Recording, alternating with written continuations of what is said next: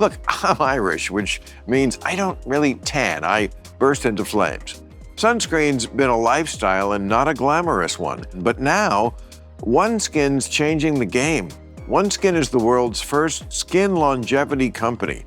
By focusing on the cellular aspects of aging, OneSkin keeps your skin looking and acting younger for longer. For a limited time, you can try OneSkin with 15% off using code RANDOM at oneskin.co. Give your skin the scientifically proven gentle care it deserves with OneSkin. Well, summer's here and jobs are popping up for everybody oddly specific skill in the book. Gear up for summer with ZipRecruiter's high-speed hiring tools. See why 4 out of 5 employers who post on ZipRecruiter get a quality candidate within the first day. Just go to this exclusive web address right now to try ZipRecruiter for free. ZipRecruiter.com/random. Again, that's ZipRecruiter.com/random. ZipRecruiter, the smartest way to hire. The Ridge Wallet, the sleek minimalist powerhouse that holds up to 12 cards and cash without adding an ounce of unnecessary bulk. This isn't some flimsy gadget. It's built to endure whatever dad throws its way, and it even comes with a lifetime warranty. Right now, just in time for Father's Day, Ridge is having a huge sale. Get up to 40% off your order at ridge.com/random. Just head to ridge.com/random to find the perfect gift for dad or you. Give Dad the upgrade he deserves this year. So the dinner ended when Madonna decided the dinner ended. Yeah. Because that's what I would guess. Club Random. Musical quiz question. What awesome... Sex Pistols. Club Random. Is there a guest There is. I'm here. in the room? Yeah. Hey, how are you? Nice Pleasure see to you. meet you after all these years. Yeah, thank you so much for having me. I'm seeing you around. I'm seeing you in the clubs, as they say. You still go to clubs, Kevin? No, not much. What was But the I wanna last come year? here. I was saying this is really fun. Oh, this is a great club, And yeah. I hope I didn't screw. I don't want to screw it up to the point where, because I don't want to come back when it's full of people. I was like, this. I would is love really- to have you, yes. I was like, I mean, this was the party house for years before we made it the podcast house. I really want to get it back to that because I'm here so much doing this that I kind of forget about it that way. You're right. All right, I'll throw a party for you. You live around here? yeah, I live down the road. And what's weird is that actually I heard this was Ben Affleck's game room. Yes, it before. was. And I like your use of it better. Oh, I like your use of it oh, better. first of all, it was full of, he was never here. You know, movie stars, they always say they're either on location or on vacation.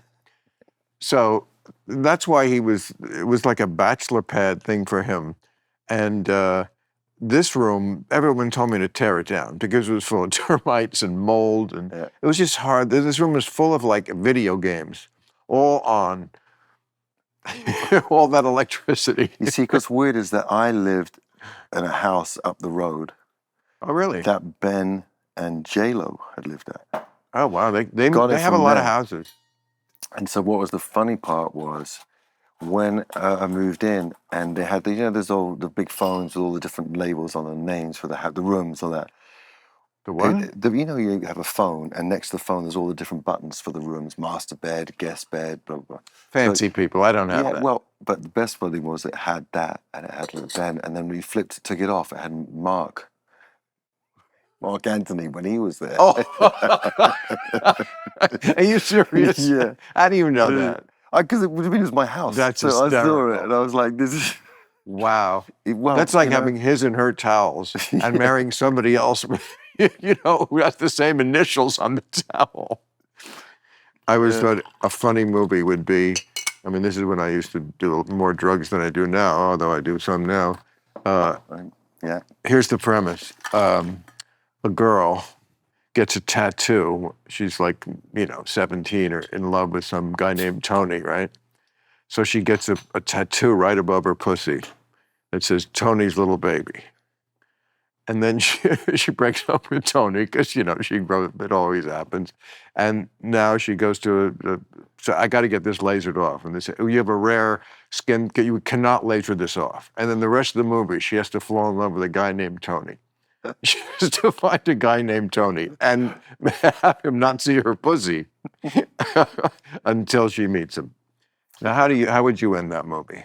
You're an actor Well, too. Wino, yeah, I would make the Johnny Depp having Winona, and then he changed it to Wino when they broke up. Yeah, Yeah, yeah, that would ruin the movie. that would ruin the movie. Well, I'd find two of them. So there has to be some sort of I mean, cliffhanger and a sequel, because everything is about sequels. Nothing works unless you can do it 7 times, right? I mean, you could, if you really wanted to take this premise seriously, and why would you? But you could make the case that, love is kind of arbitrary.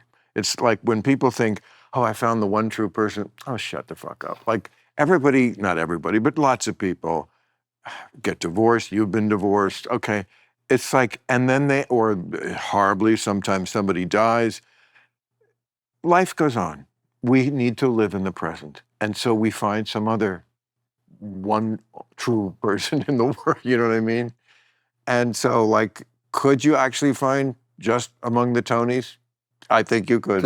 Yeah, there's definitely more than 2. But you need AI to single I mean, I them think out. another way of looking at it is that also people have a hard time accepting that some people or some relationships have a time. Correct. And we get so upset when they think that time, so that's what. Because we ourselves go through passages in life. Yeah. So your 20 self, Right. it's not really your 40 self. Now, sometimes the person you're married to, like 2 dragonflies who fly in Like a tandem. miracle, yeah. I mean, you think that's a miracle? It's fucking hard, 'cause I would say nuts. it's somewhat more of a rarity than the opposite, Yeah. even though people do stay together. But being miserable and together doesn't count to me. Yeah, that's a drag. That's a drag. You know, What's the longest that you've been in a relationship for? what's You're today? I was in a relationship for 5 years when I was 32 to 37, like right at the time you should get married. Right. But I just wasn't ready, and, with someone who would have been a perfect wife, there was like nothing wrong with her. Like really, I know people say that, but that's true. Right. And much later in life, I somehow found someone very in the same. I say I don't see any problem. I always say to her, I have no notes. I have no notes. If I had, I would give them to you. But your performance is perfect. It's been going on for years. It must be real. How would you answer that? What's my longest? Well, there was a time I was with someone, as you say, married for a long time. It's been a bit more. Yeah, another rock star, which makes it even harder. Yeah. Yeah. No? I think at the 10-year anniversary, I said it's been the best 6 years of my life. But, since then, I definitely have bounced a bit. I have had a girlfriend for 2 years now. It's been kind of fun, interesting, great girl. So that's been a vibe and something that it's not easy. There's something, yes. There's things that go on that you just, it's hard to feel settled, especially if you're always doing stuff and, going for things. It's sometimes it can be hard. Well, and you have loads of kids. I have loads of kids. That's the other thing. loads. So, yeah, three boys here, 3 young. That's a load, yeah. That's a load. But we think somewhere in our minds that as we get into these upper ages that we're going to, at least I thought when I was 20s, 30s, life would be, and I would be very different. I'm at 69 now. It's just not. Like, the things you think are going to recede and going away, maybe they do a little bit, your yen for, strange, as they call it. It's a thing built into male DNA. It doesn't really ever go away completely. Maybe it does for some people. My favorite thing that goes away is the need to ever convince other people of something. Do you know what I mean? As you Sure. go on, what's the point? You've done an incredible job to illuminate amazing things through the years. Your Oh, show, thank you. it's been really incredible. Oh, I appreciate Really that a lot huge from fan. you. Really incredible. So that is something so powerful. But man, it is such a wild time to be alive. In some ways, it's the wildest time we've ever lived. There's more uncertainty. True. But there's more joy and there's more pain. It seems. Right. I say the same thing often. It's a very odd cognitive dissonance in your mind. I get this all the time when I'm out and people come up to me and they're like, we're in a beautiful restaurant and they've just had an amazing dinner and they thought nothing of paying $1,000 for 4 people to have dinner. And, like, Bill, what are we going to do? I'm like, I don't know. Look around. Is it that bad for you? Because I get what you mean. Like, part of your brain is like, oh my God, if you like democracy, remember to like and subscribe, because we may not be hanging around the, really existential and also AI. I mean, things like that. Plastics that we can't seem to stop getting into our body. I mean, there are things we've been lied to for so long. It's incredible. That's what's insane. Because that's always gone on, but plastics and AI haven't. Right. And Trump hasn't. I mean, his anti-democratic ways. Okay, those things are all new. Lies are not new, but those things are. And if you want to spend your life fretting, you could. It's legitimate. I don't have a problem with it. You have to just choose to go, yeah, but look at the dinner I just had. Yeah, no, and look at the restaurant. Yeah, yeah. Otherwise, you go crazy. I mean, there's no sense. But it is a very strange time, and for me, as a father, having my kids just now coming into manhood, 19-year-old on Monday, a 17-year-old, it's just just seeing what the future holds for them. It's kind of all these reports look like in 2035, AI, people will be scared of AI robots. People will have to hide from. It's a lot, right? I was saying on my show last week that I used to curse at my car because, and I have not liked cars generally. I've had some good ones. I have a good one now. I had a Tesla a few years ago and did not get rid of it because of Elon. There was a car, Mercedes made a electric luxury car that was better than the Tesla. And it cost twice as much. It should be. Very similar. Tesla's still a beautiful, wonderful car. But like the Tesla, this one it's just way too much in my business. Way too much. Nagging me. It's like if I it wanted knows what you want to eat on the way home. It yells at me for the stupidest fucking shit. Right. Oh, doesn't yours? No. Your car? What do you have? An old car? Yeah, I guess. You must. Yeah. This thing. Oh, please. If I'm at the end of my driveway, if I'm driving out of my house, right, and the street is there in front of me, perpendicular to me, and if I'm at the end of the driveway, I can see, I've been driving since I was 17. I can see if a car is coming across, and I'm not going to plow out while the car is passing me, but the car, I know, I see it. I'm a human. Can't you grade it? Can't you, sort of give it a beginner, advanced, and long-time driver? And then I have a second, iPhone in the car because I use it as an iPod for music. Right. So when I get out of the car thinks I left my phone there. So it says, you left your phone. And I used to be like, and I'm not proud, I don't talk like this in real life, IRL, no. But I'd be like, shut the fuck up, you stupid cunt. Because it does it every time. And now I'm afraid to call my car a cunt. Because I know the robots are listening. And I know they're going to remember that. And in 5 years or 10, it's going to be, who's a cunt now, Bill? They might kick you in your cunt. No, I know for you British, cunt is not a bad word. Yeah, that's a compliment. But here it is. Yeah. So when I call the car a cunt, I'm being serious. It's not a good one. Because we don't do that. I certainly never did that in real life. I mean, but a car, you should be able to vent your things at the inanimate objects, and I'm just afraid to do that. So there is a lot to be worried about. Now, your kids are going to be fine. They're Nepo babies. Okay. Yeah. Are they? Well, I suppose. I mean, I think by definition. Are they in the business? Already? Are they streaming? Are they? Well, everyone's streaming. I got two of them are really, really, really into music, which yeah, I mean. But they got that through the genes. Yeah, I've never really, for me, it's really about letting them be individual and do what they want. And so they're very talented, but I feel terrified. Well, I feel a bit terrified for them. Are they true fans of Bush or? I think they understand the, what did they think? I mean, because... Well, this is the main thing. You know, ever since I was kids, when I first had kids, have you written any songs about the kids? Of course I fucking haven't. But I said, but what I do have is like, they're so opinionated that whenever I make a record, I want them to like it. Because I don't want them to go to school and have their friends at school be like, yeah, your dad's music. Well, you want the generation in general to like it too. I think they just know that...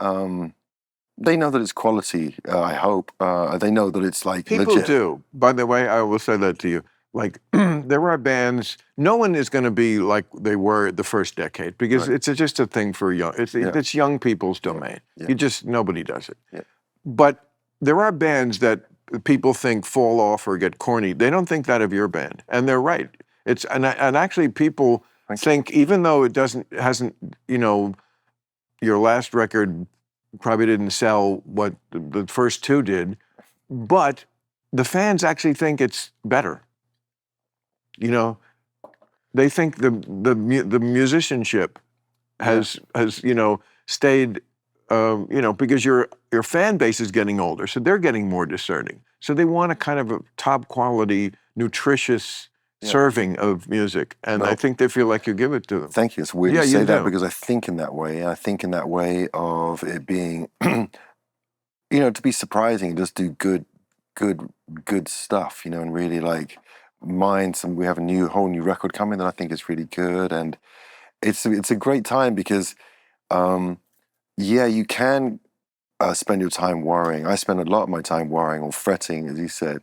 And then you just think of the pure, simple joy of just making something that connects to people. It's such an ancient concept. Even though I use mad technology to make it, intrinsically, it just starts with an idea. It's a blank. It's a blank screen. You're talking about a song? Yeah. So making a song, it's like improving that silence. Like silence is almost the best sound ever. So they're having the kind of audacity to like say, no, I need you to listen to this.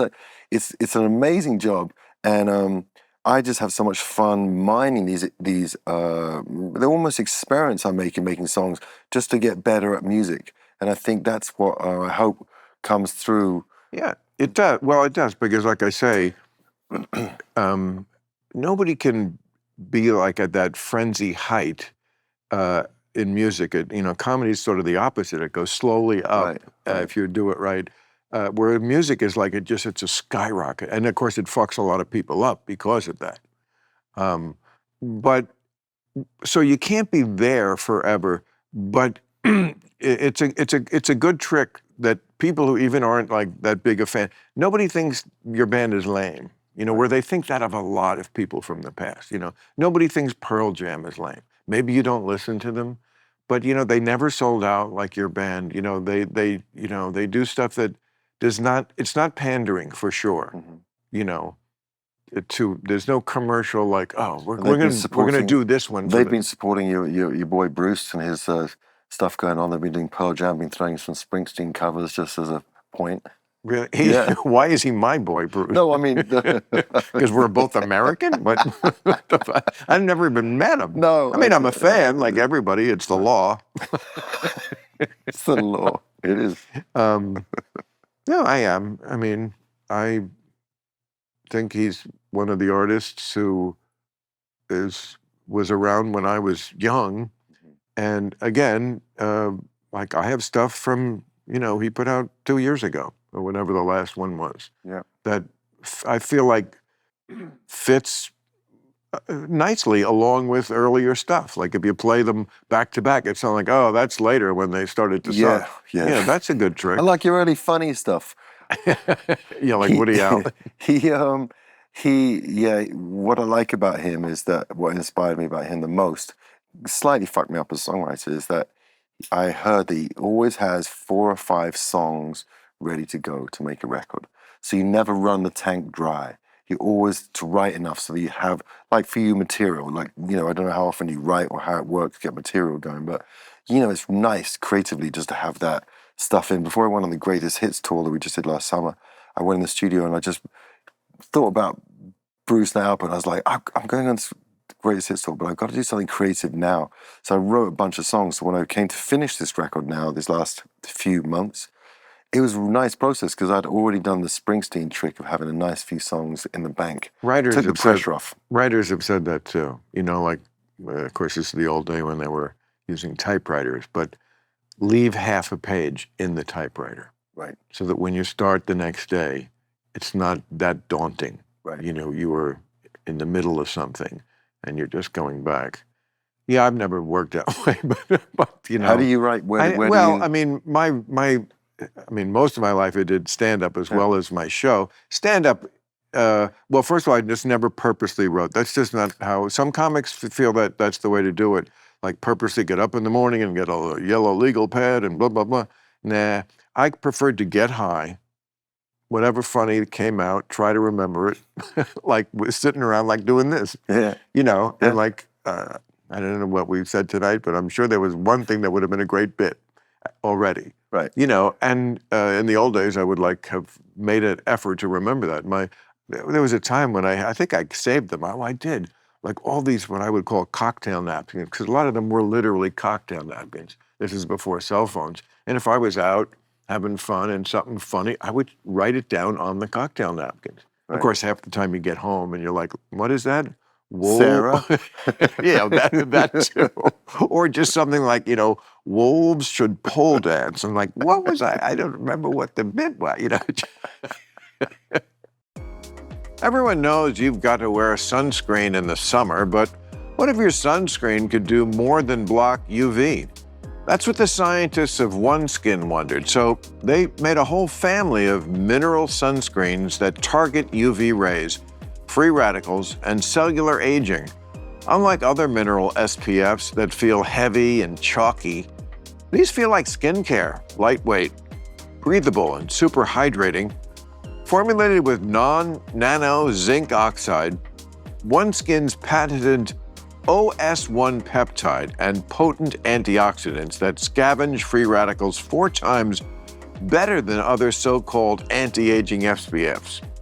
Try their family of sunscreens with 15% off your first purchase using code RANDOM at oneskin.co. Look, I'm Irish, which means I don't really tan, I burst into flames. Sunscreen's been a lifestyle and not a glamorous one, and I've spent half my life looking like Casper's less confident cousin, but now, OneSkin's changing the game. OneSkin is the world's first skin longevity company. By focusing on the cellular aspects of aging, OneSkin keeps your skin looking and acting younger for longer. For a limited time, you can try OneSkin with 15% off using code RANDOM at oneskin.co. That's 15% off oneskin.co with code RANDOM. After you purchase, they'll ask you where you heard about them. Please support your show and tell them where we sent you.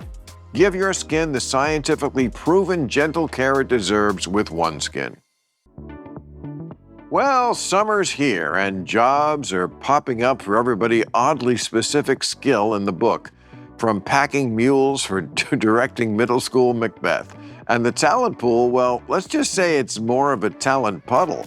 Whether you're hiring for one of these roles or any other role, how do you find top talent before the competition gets to them? Well, ZipRecruiter, that's how. And right now you can try ZipRecruiter for free at ziprecruiter.com/random. ZipRecruiter's powerful matching technology does a deep dive to identify top talent for your roles. See a candidate who really shines. ZipRecruiter lets you connect with them ASAP, because when the competition's out, they're scooping up talent. You don't want to be stuck with the understudies, so gear up for summer with ZipRecruiter's high-speed hiring tools. See why 4 out of 5 employers who post on ZipRecruiter get a quality candidate within the first day. Just go to this exclusive web address right now to try ZipRecruiter for free. ZipRecruiter.com/random. Again, that's ZipRecruiter.com/random. ZipRecruiter, the smartest way to hire. That's your process. You purposely you force yourself to sit down, or you just like it. Well, my friend's dad, back in the day when we began, we were kids, and we thought we were completely emancipated from life and responsibility by deciding to be in a band meant the end of all work, all effort, all focus. We're gonna be in a band, and it's all gonna happen. So and then great. he sat us down and he said, "Listen, it's all very well and good. You two want to." Now you're going to be in this band and make it happen. But just don't forget, Tin Pan Alley, 5 days a week, 9 to 5. People go and write. So if you want to be serious, you have to do it like that. The Brill Building. Yeah. You know what Exactly. that is? Yeah. Well, songwriting. Exactly. That's what it means. New York, like where Carole King, Yeah. And what they... Neil Sedaka, and people like that. Same thing with the Motown Factory. Right. So Holland, Dozier Holland, that writing team that just churned out like so many hits. Smokey Robinson wrote a lot. He was more than just the band, art recording artist. He wrote for other artists, and they would Berry Gordy was not like, when the muse sits on your shoulder, let me know and we'll put out the record. He was like, okay, we're putting out a record Tuesday. Yeah. So think of something. And there's something to be said for that. It's been the mainstay of of everything I've ever done. When that time to write, you just go do that. And the best thing about it is like not being precious, just to write and write and write. Right. And just let it be. And one thing I think that as we get older, I have got better at editing. So I'm not so sketchy. It's going to be quite specific, but it was really good to stockpile that material. Editing, I'm not going to say it's everything. Of course, it's not. It's most. It's a lot. Yeah. It's more than you think when you're younger. At least that's what I've found in what I do. I read this great thing that Alain de Botton, who's this English psychotherapist, said. So then he says, if you're not embarrassed of who you were last year, you're not working on yourself. That's great. Who said that? Alain de Botton. Never heard of him. He sounds like he's amazing. He has a school of life, which is this sort of, I don't know, psychotherapy, sort of center for wellness. He's really, you love him. He's really funny. Well, that kind of stuff. You will love him because he says stuff like, whatever you do, don't tell anyone everything about yourself. Nobody deserves that. Things like that. He's just brilliant. And he's saying, his whole thing is that everybody is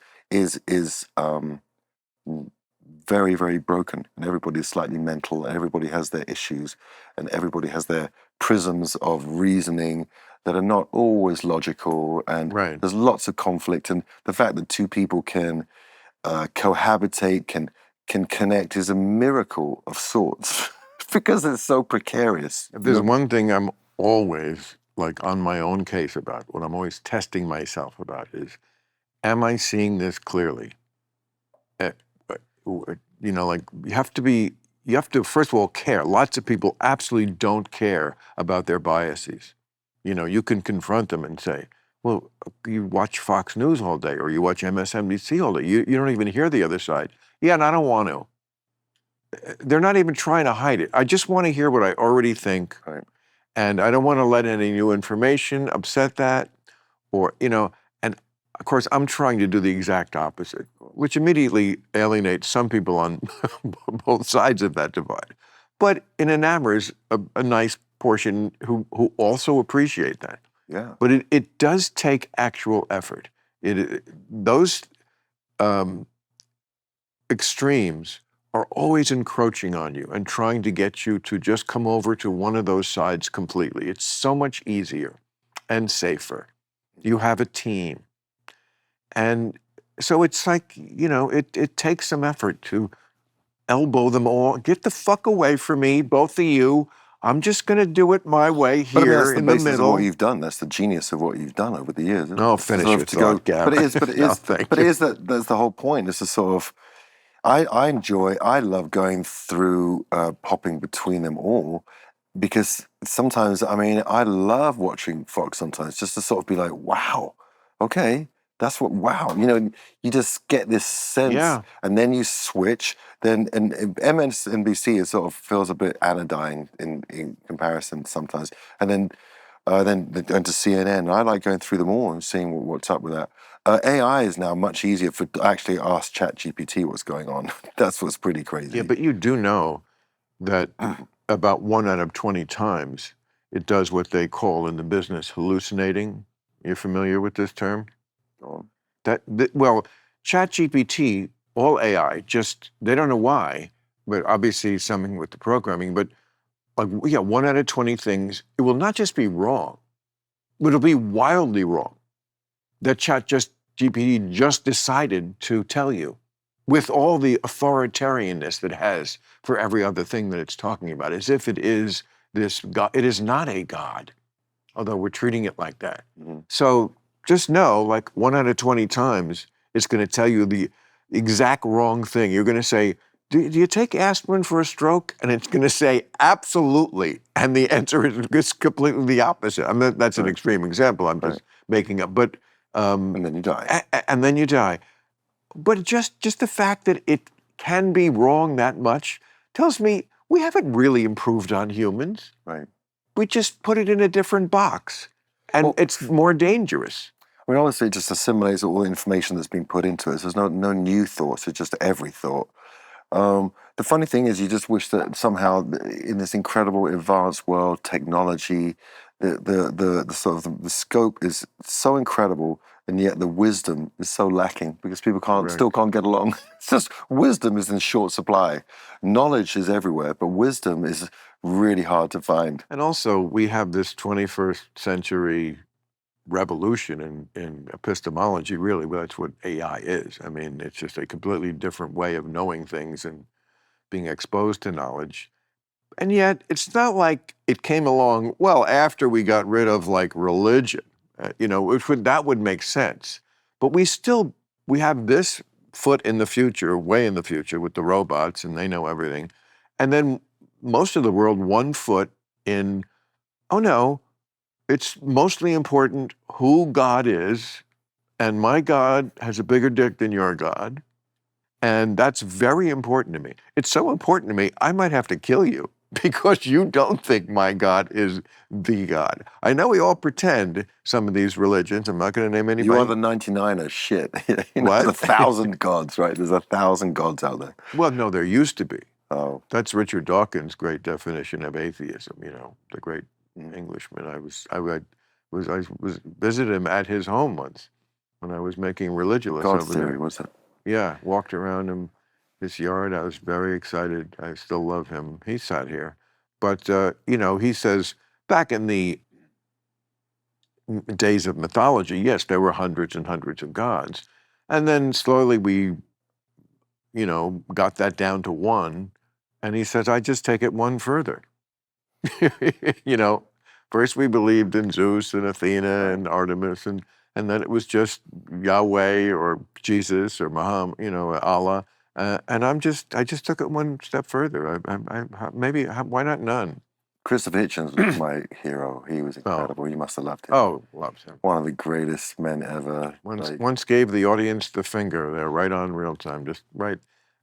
Not that I haven't done it too, but just growing up in England, he was always on TV, just in his like khaki suit with a white shirt, and just like spewing brilliance and just putting people in their place, right, and not caring. I once booked him on the show with, here's the panel: Salman Rushdie, Christopher Hitchens, who are huge buddies, and Mos Def. Wow. And they were, I love Mos Def much more than they did. And Mr. Def does have some, he did have some theories I don't agree with either. But like Christopher was not having him at all.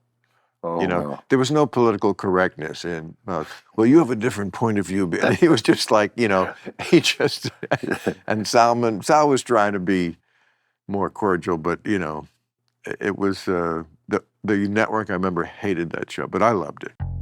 Well, Father's Day is just around the corner, and though I'm not a father, thank you. Thank you, Jesus.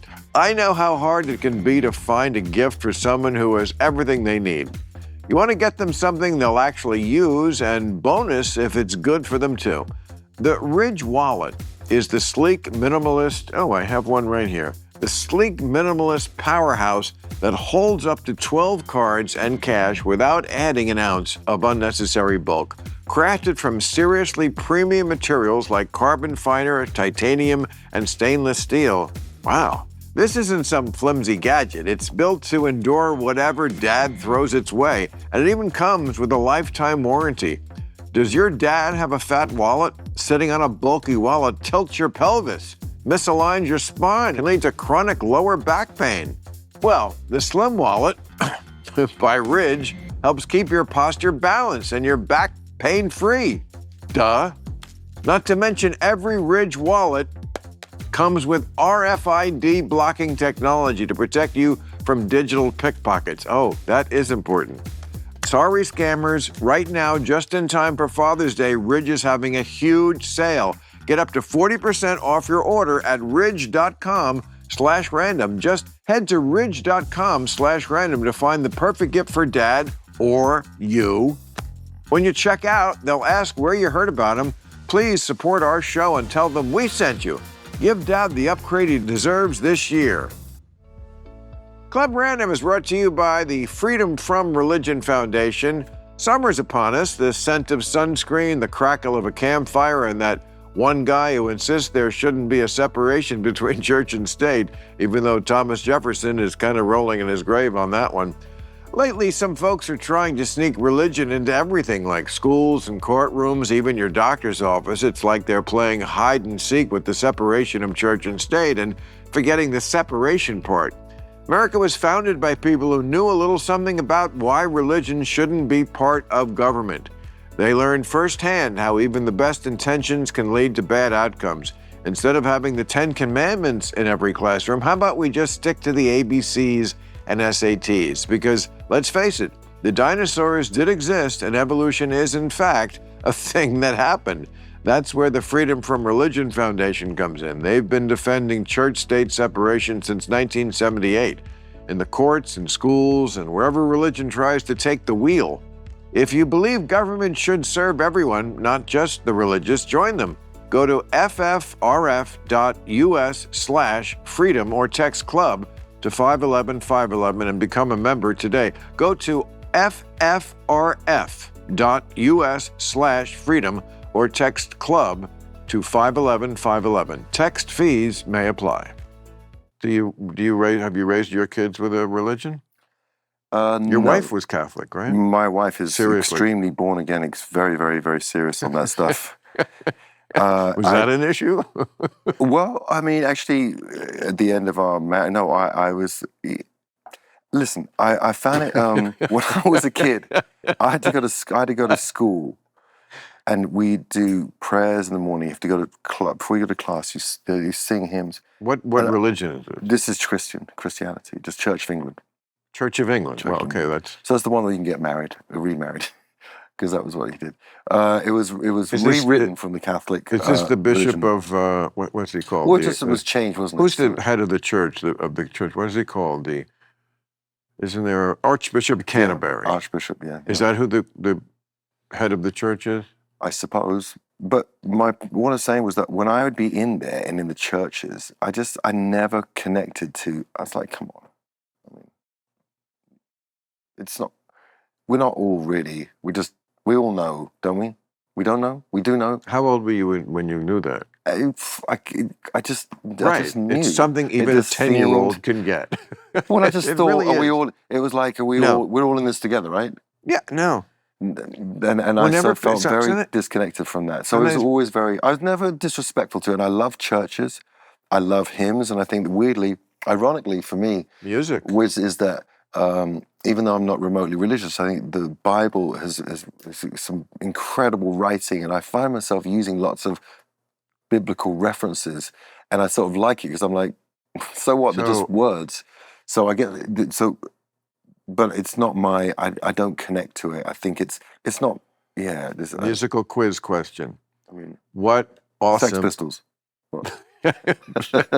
what awesome 1960s #1 hit record was, the lyrics were straight out of the Bible, Book of Ecclesiastes.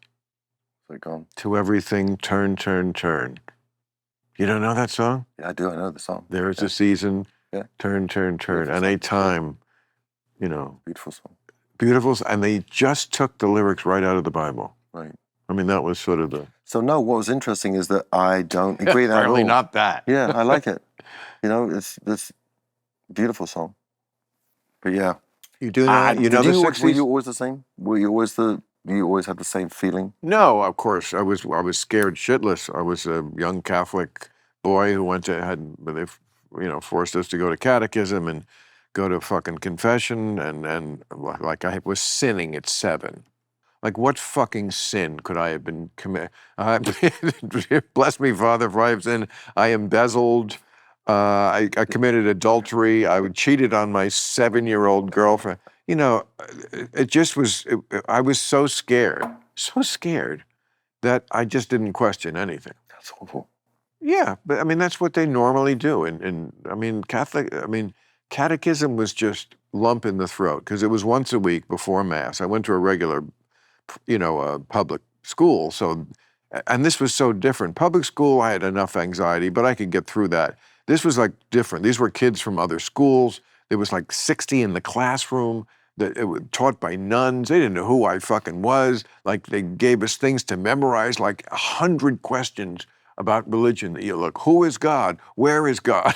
like all these questions you had to know. That's what catechism means. They're teaching you the religion of so you have to memorize. Oh, God is everywhere. And like, I was just a nervous wreck. They were going to say, question 68. What happened to Jesus's foreskin when he was when ascended to heaven? Did it go with him? And I would just be a nervous wreck. So I don't remember. It wasn't a matter of questioning it. It was a matter of just, I don't want them to punish me or, be mad at me, because here on earth it sounds bad, and also I'll go to hell. I believed in hell. I believed in Santa Claus. So you were tortured. This is. Well, I mean, 3 years earlier, I believed in Santa Claus. I mean, we're talking about very young minds here. And what was the transition? When were you like? Well, when my mother told me about Santa Claus, I should have made the connection and went, oh, well, if you anything else to tell me, Ma. This Jesus guy sounds a lot like it. He's like he has superpowers, and we do all these things. But I just was a ball of fear. So it wasn't until I was a young teenager where I started to actually think about it. And then luckily my father stopped going to church when I was 13. So then I was sort of like, I didn't have to have the fear, and I could think about it more. I still didn't become an atheist right away. Not at all. I just thought the religion part, more and more I thought, okay, but this is bullshit. And then at some point I just thought, oh, you know what? In for a penny, in for a pound. I mean, Stephen Fry is the other English. Oh, yeah. You have like Richard Dawkins, Hitchens, and Yes. Stephen Fry, who are the 3 kind of most. I mean, I suppose Ricky Gervais is incredible about that. Oh, so funny. And his whole breakdown and analysis of being an atheist is pretty incredible. So those guys. So it seems, yeah.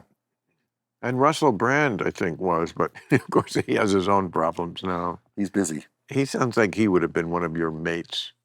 You know, the funny thing is that when he first came to LA, I went up to him and I saw him out somewhere, and I did try and say hello to him and sort of welcome him to LA, but he seemed very busy. It wasn't. It didn't. It was sort of. It didn't connect to hanging out with him. I was like, listen, you're here and you're new. If you ever want to hang out, whatever you're doing. But he was on a trajectory at that point. He was like, he'd just done Get Him to the Greek. He'd been known. He had the MTV Awards, remember, where they feted him. They had his brand, and it was just like this sort of superstar presenter style. And yeah, but I'm okay. Maybe all that was true, but I would also say you have to be really full of yourself to think it wouldn't be cool to hang out with you. Thank you. He was busy. He was on a trajectory. So, But he, Well, his trajectory took him to jail, didn't it? I mean, he's not in jail, but he's certainly threatened with going to jail. And he sat here, and like, I don't know if I've ever enjoyed one of these more. I mean, he is so funny, and he's so erudite. yeah, You know, he's incredible. yeah. So, I mean, it was just like So this articulate. mental ping pong game. Yeah. I felt like, Yeah. wow, someone's really hitting the ball back over the net. And, you know, look, I love everybody who's here, but people like you who are British, always going to be smarter, close to my age. I'm sorry, we've just lived longer. We just have had more interesting experiences. I know that makes us the bad guy. We know things more just because we lived more days. It's just more interesting. I mean, It's a lot of fun. yeah, it's a lot of fun being older. I think it is. I like that David Bowie quote. He said, like, what's strange about getting older is you become the person you should have been all along. What is it? You become the person you should have been all along. Oh, that's so true. Yes.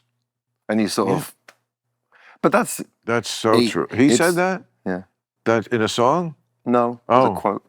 Oh. But, you know, the thing about it is that it's also, there's also something, that clarity it'd be, you know, youth is enough. Come on, youth is enough.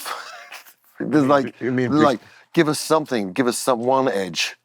Give us one edge left. It's the final edge, is the experience. Yes. And, well, it's a little more than that, because you're actually happier because you're more comfortable. Yeah, please. Because you're more comfortable in your own skin. Right. And like you were talking about something before. Worry less about about convincing people of something. I mean, you don't need to convince people. I know people have bucket lists, right? But an even better, that's a thing, those are things you want to do that you haven't done yet. My list that I treasure is the things I used to do that I don't do anymore. That's the great list. Because I used to do so many things that were tedious, or I didn't really want to, especially when I was really young. Of course, you have to work any job they offer you. You can't even eat the food you want to because it's too expensive if you're poor. You know, and as you get older, you just eliminate so many things that you used to do that, no, I'm not doing Christmas at all. How about that? No gifts, no parties, no showing up anywhere, just another day, because that's how I really feel about it. That's awesome. That to me is better. There's really nothing on my bucket list. Yeah, I don't have a bucket list. I find that's a weird concept of bucket list. Because then I think it's so sad when you've done something, then I just don't get it. Sometimes people come and see my show and they say, "This is my bucket list moment." Right. Oh yeah. We're going anyway. Come back next year. I've got another record. What are you talking about? This is ongoing, darling.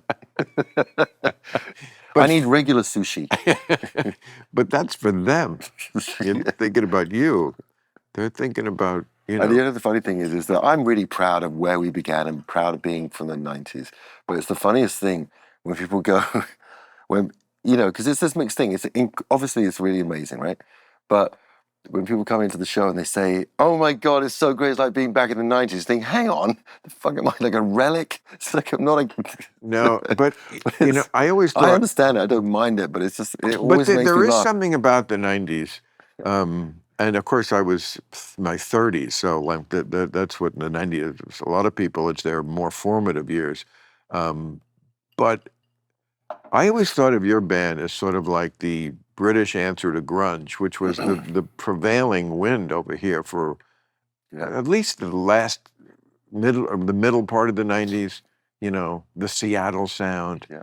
And I felt like you put the British spin on that. And I do. Really? Were you, I think so. Influenced by it? Yeah, I think there's a really exciting music. You know, at that time in England, there was what we call Britpop, which is the bands that, you know... Wham? After Wham, more Blur, Oasis. Oh, Blur, I remember Oasis. them. Yeah, they Oasis. Yeah, more Beatlesque. Well, just that the Britpop sound, it was like suede, and they're very proud of it. And I didn't mind, I liked it, but what I didn't like about it, for me, I preferred the Americans, it didn't allow for a big performance. Like I grew up like the Sex Pistols, like post-punk, so I like a little bit of Wham with the guitars, with music, and so those bands didn't have that. So I like Jane's Addiction, I like Soundgarden, You know, I like Right. all the. It was so exciting to me. And what they did as well is that at that time, the rock music for me was. I didn't know Judas Priest, Iron Maiden growing up. I knew these big bands, but I didn't know them. Well, those And are music, heavy metal bands, aren't yeah, but it was like it was Guns N' Roses, and so all these screaming bands. So it was only when I heard the Pixies. The Pixies were the band that really kind of slapped me in the face to where I could fit in the landscape of music. That was to do, you know, off-kilter lyrics, quiet, loud music, you know, quite a bit loud, but and just talk about how you feel and your complaints, and therefore go against that whole Sunset Strip, Poison, Motley Crue, that style of sort of that. Mine was more sort of more counterculture, Ginsberg. Yeah, I certainly don't think of you anything like those bands you mentioned. No, but that's what I mean. Is that those you asked me those American bands, they sort of liberated me to see. They sort of were so inspiring as to how you could make rock music without screaming and being in spandex and with like hairspray. Do you know what I mean? When again, not if you want hairspray. Again, I'm really permissive. I'm from London, so you can do anything you like. We're very open for everyone. So if you want to wear spandex and do your hair, have at it. No, I feel like the zeitgeist of the late 90s was angst. Mm-hmm. Like and I'm not sure why. Well, you know what? They were, but I mean, like. Don't you think there's been some kind of one thing that has really connected to me is that it's funny because like angst on its own, without sort of some kind of qualification, can be seen as like navel gazing or something like that. But if it's angst, it's existential. You were talking about it earlier. There is an ennui that goes with people and with existence and with trying to get things right and how to get people right, get your job right. It's really hard. And I've found that when people talk about grunge music, it was really more so much about the lyrics. It was always about the lyrics and about that approach of like being more sensitive, more open. And now it almost has come full circle where, you know, mental health is being discussed, suicide rates are astronomical, servicemen and women, suicide rates astronomical, gun problems, drug problems, geopolitical issues. It's just, as you know, better than anyone. And so it's great to have music that you can get lost to and someone can, you know, that I made the record, I Beat Loneliness, it's called. And it's this thing that people, I think, have been struggling, and it's just great to provide something that people can listen to and get lost in, and is a form of armor. Because I see music as sort of armor and weaponry and sort of make you feel good and lift you up, elevate you, you know, when you listen to it right and sort of understand you. Yeah, it's very rare to find a person who doesn't have music of some sort in their life. We all have different bands, artists, of course, right? As we should. But it's very rare to like a human who like, no, I don't listen to any music, right? I mean, it's something. It's almost like a need, as not obviously like to live, you know, like food and air, but like there is something very primal about. I mean, poets. You know, part of it is lyrics. You know, do I have a lot of poems memorized in my life? No. Even though I had old enough to have a traditional good education where we learned certain poems and Shakespeare and so forth. But that doesn't stick in my mind. But there's 1,000 pop songs where I could sing along every line because I've heard it hundreds of times. Yeah. You know? And obviously, now I can like a song if the lyrics suck, if the song is great. I can. I can't do it in reverse. If the song isn't good, no amount of great lyrics. None. No, you agree with that? Fuck yeah. Right. Yeah. Right. You gotta like the song. It's got to be. Everything's got to be on song. You know. Yeah.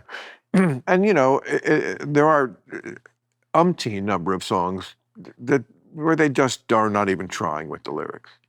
I mean, I love the Beatles, as we all do, them more than any. But I mean, they would, I'm sure, be the first to admit some of it is just gobbledygook. I've said it before. It got better and better, though, for me. It did. No, at the beginning it wasn't gobbledygook. It was just what teenagers in 1964 were interested in. Love Me Do, and I Love You, and, you know, I'll Be True. And they were very young, and those were the songs. And Where's Tupac singing I Want to Hold Your Hand? What? Where's Tupac singing I Want to Hold Your Hand? It sort of feels a bit twee if you think want to hold your pussy. Where is your hand? Yeah. By the way, whose hand is that? Your hand is on my twat. I mean, once you go to wet ass pussy, That was you crazy, can't- wasn't it? And like, you can't, it's how much further can you take it? none. There's nowhere else to go. No.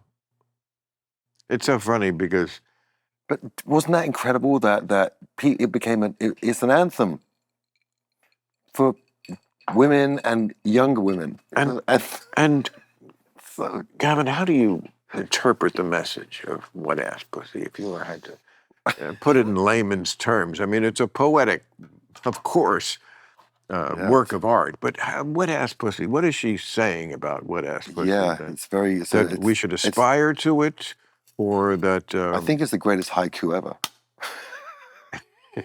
or the third greatest haiku ever. well, it would need 14 more syllables. Isn't a haiku 7? I think. But yeah, it's the haiku, shortest haiku ever. Haiku, I know, I'm not an expert on haiku, but I know it has a lot of rules. I know haiku has a lot of rules, like exact, and sometimes there are people will say things just in their. Trump does it sometimes, and it is a haiku. It's like a short thing, and it doesn't have to make sense, but it just sounds like a haiku. Somebody turned a whole book of somebody's sayings into haiku. Maybe it was Yogi Berra or somebody like that. But so you're drinking, good. Sometimes rock stars, their later years become so evangelical about the opposite because they have had the experience of being around and doing it too much. I'm still a lot. Yeah, I don't remember. I'm a lot of fun. I don't remember. I'm a lot of fun all the time. I remember ever reading anything about you and drugs, but maybe I missed it. Like you never seemed to like go overboard with the drug thing like so many musicians do. There is a connection I'm trying to find, the joke between me and Freddie Mercury, but we both are very clear with our band names.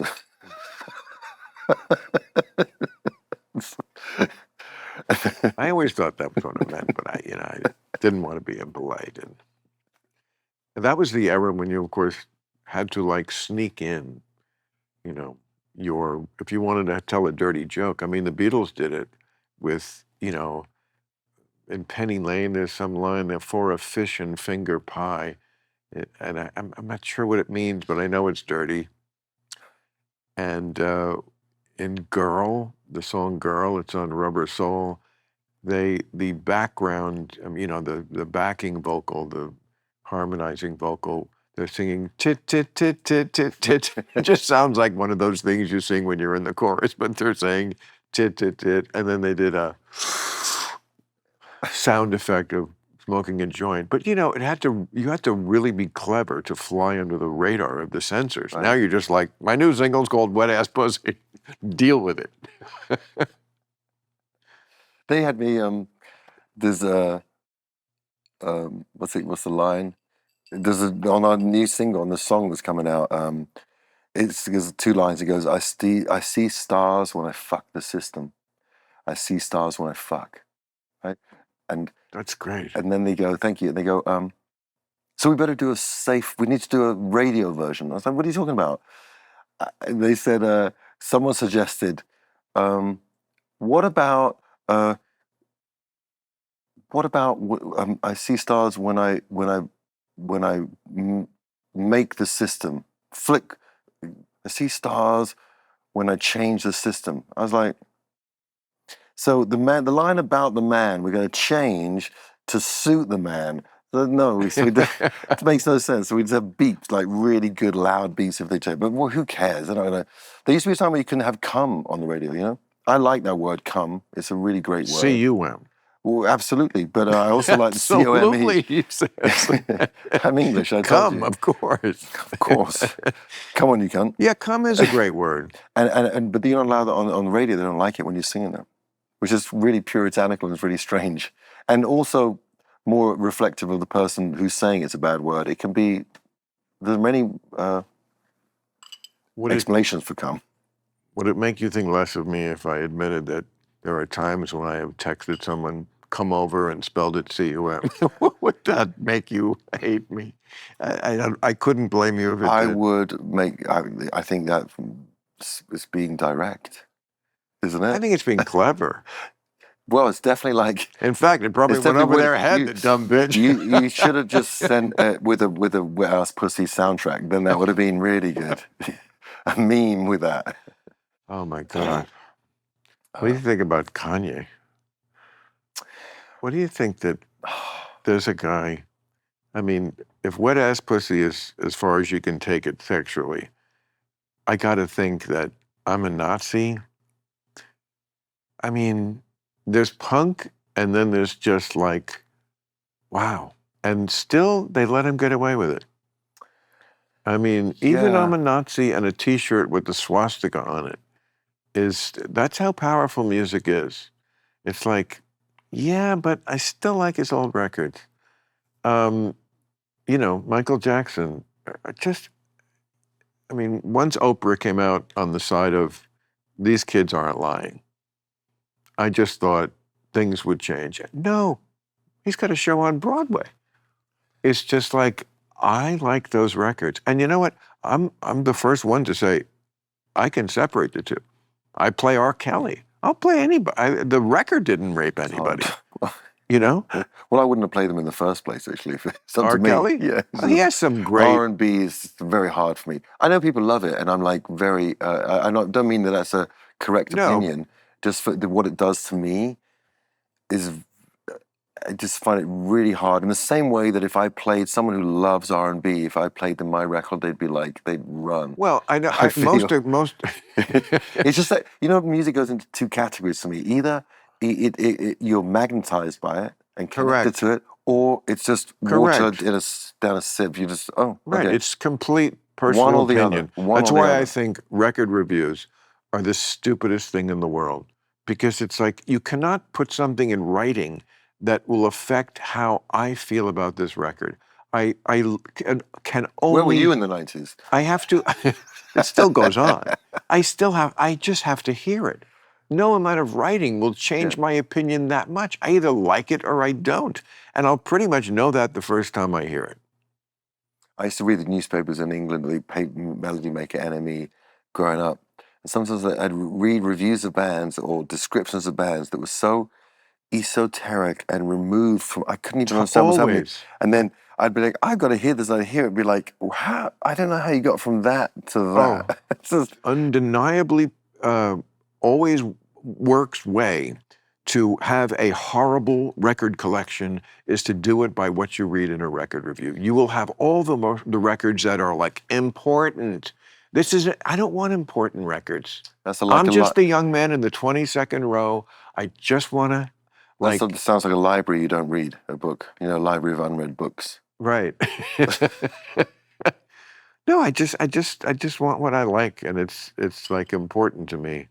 And if that's, look, the R. Kelly thing, he does have like some great, the lyrics are always comically awful, but it almost makes the song better.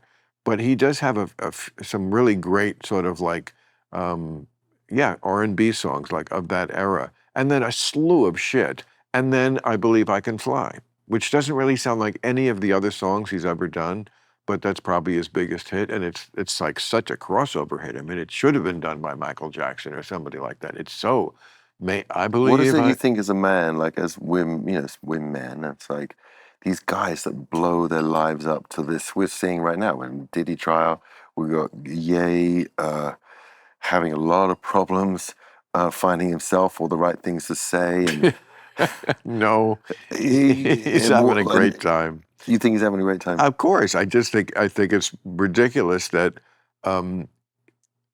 look, He's sorry now, though. No, I'm just saying you can get away with certain things if certain parameters in life. One is being a musician.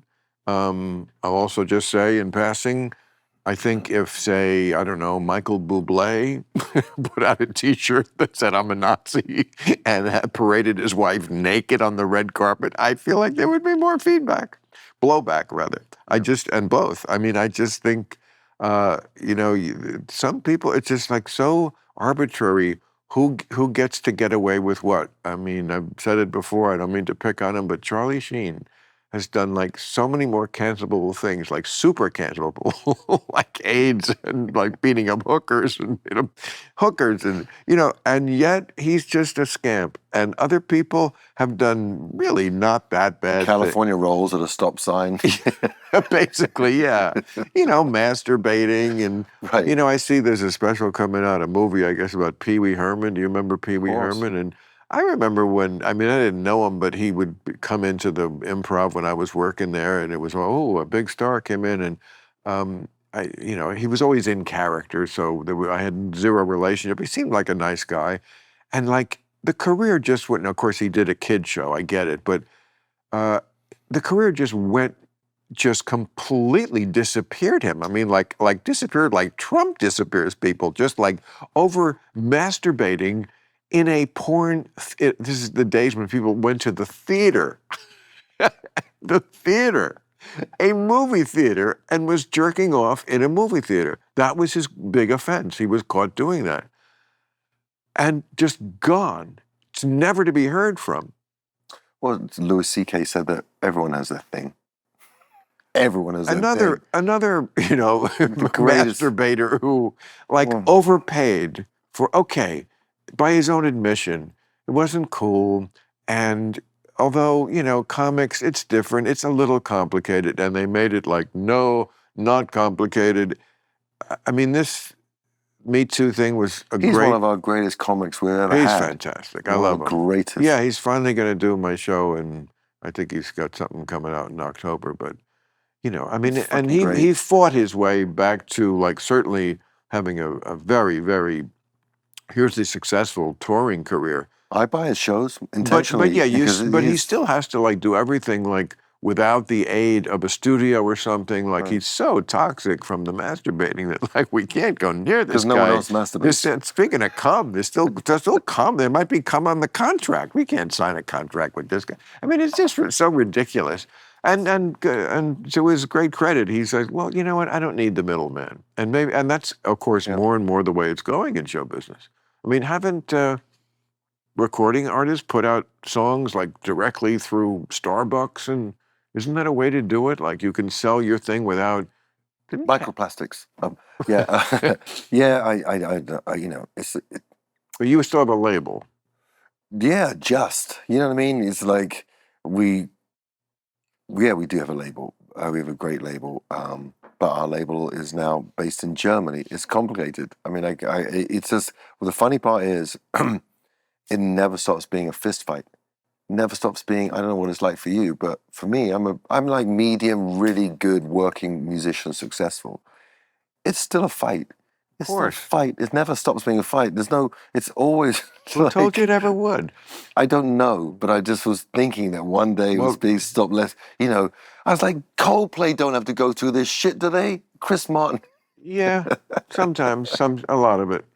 It varies. I just think, it's a healthy thing, right? We like the fact that it's fucking grit and determination. There's this sort of unseen, necessary quotient, like outside, wherever you're with stand-up comics, musicians, actors, you need steel. You need to be kind of made of steel to sustain, right? Yeah, Don't you think? Including about what you're just talking about.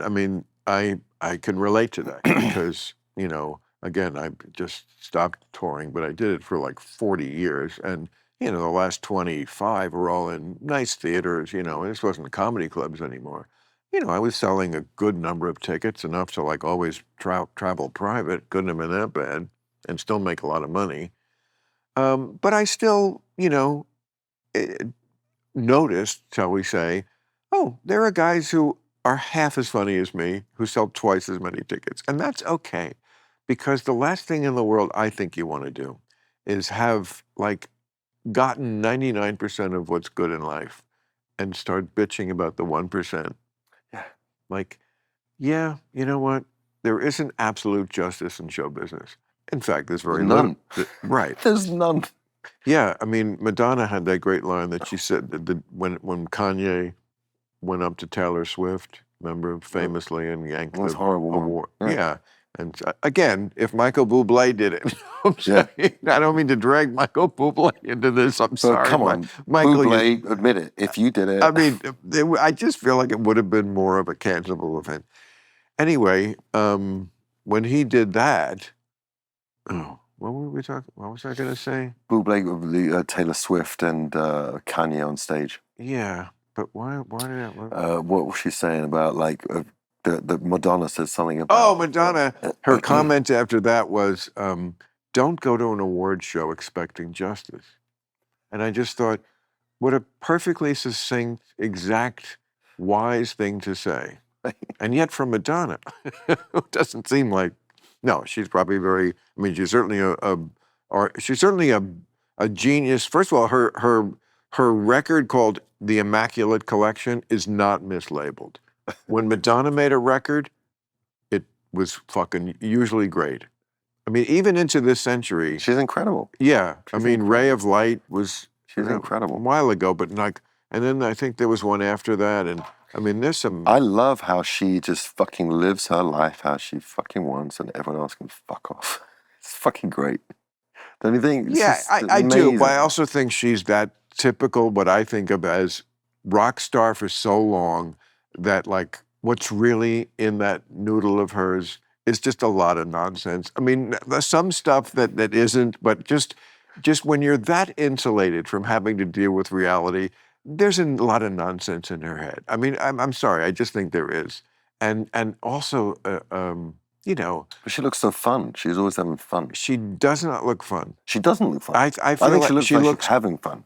You don't think she looks like she's having fun? She may be. I don't know about the people around her. She does not. They're all dancers, and like everyone's laughing, and dancers are great because they dance and then they laugh about it. I feel they like dance and they laugh about it. I don't know if she really can like let go of who she is enough to like just be one of the people, and that's okay. I mean, she enjoys being a diva, and she earned it. But there's a price to pay for that, I think, which is you don't get to like sort of be down and dirty with a bunch of people, and you know everybody's always going to be walking on eggshells and like, should I kid her? Well, I guess I should, but if it goes wrong, you know. You're out. Yeah, I'll be thrown into the sea where they put Bin Laden. You know, they really want something where people can like make a martyr out of me. I'll just disappear. You know, I mean, that's my impression of her. I don't know, but she just looks cold as ice. I just never thought. I thought she was very pretty, but not sexy.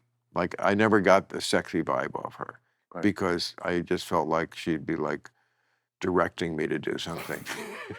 Bill. Get it right. Exactly, Bill. That is not. This is not working. Yeah, but I could be all wrong. These are just surmisals. I don't know. Maybe you know her. I don't know her. I've only met her a couple of times. I've had a couple of funny dinners with her. Couple of times that were just. Was she nicer to you than fuckface Brandon Russell? Russell Brand? Yeah. Well, she actually I went for dinner with her. Me.